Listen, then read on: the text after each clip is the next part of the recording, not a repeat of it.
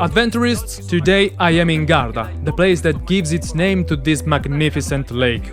Garda is the place the tourists must love, maybe thanks to its wonderful bay, maybe because here Lake Garda is really wide and looks more like the sea, maybe thanks to the beautiful view you can enjoy from the fortress, which gives its name to this place, Garda, that is guard. Well, I don't know, it's not important. What really matters is that Garda is beautiful, and now we are going to explore it.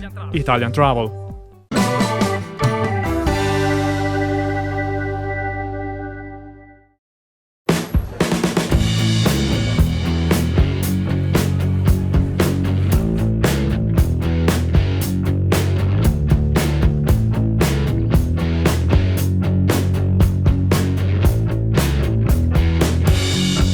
The main gateway to the old town of Garda is the one underneath the clock tower, not far from Fregoso Palace, an ancient building erected during the 16th century by a noble local family.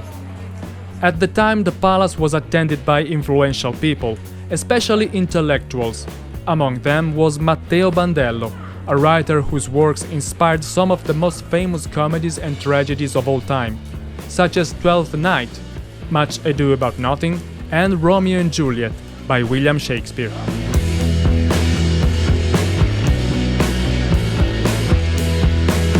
Garda is one of the most picturesque towns on Lake Garda.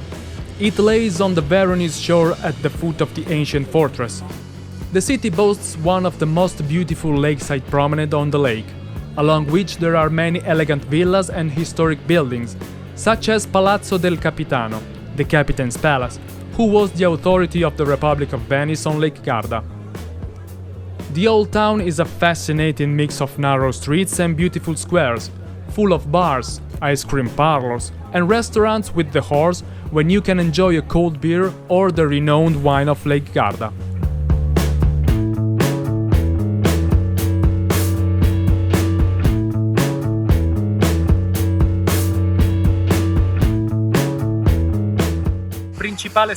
I am at La Cavalla Beach, the main beach in Garda, just 5 minutes walking from the old town. The water here is not deep and therefore kids can play safely. The view is really beautiful, but it's difficult to park. It's also a very crowded beach, so come early, especially on weekends. Okay, this is a really good beach, the closest to the center, but we are in Garda, and so, which is the most beautiful beach? Do I need to tell you? You know which is, don't you? Don't you know? Well, if you don't know, then come with me.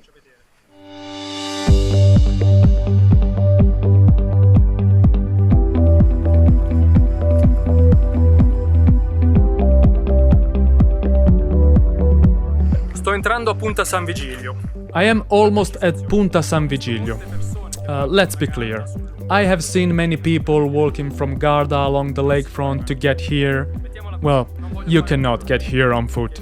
Nothing dangerous, but if you are used to those beautiful lakeside promenades from LAKESIDE to Bartolino to Garda, well, those ones have nothing to do. There is a lakefront from Garda to Punta San Vigilio. It's beautiful, but then it becomes a dirt road, with gravel, then stones appear.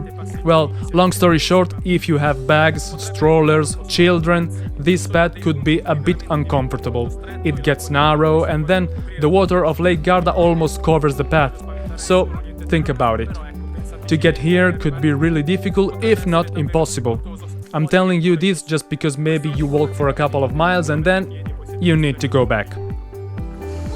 And here it is, the Sirens Bay. The beach is wonderful and fully equipped, which means this is the perfect place to be on Lake Garda. The beach is not free of charge, but for children and short visits they offer small rates.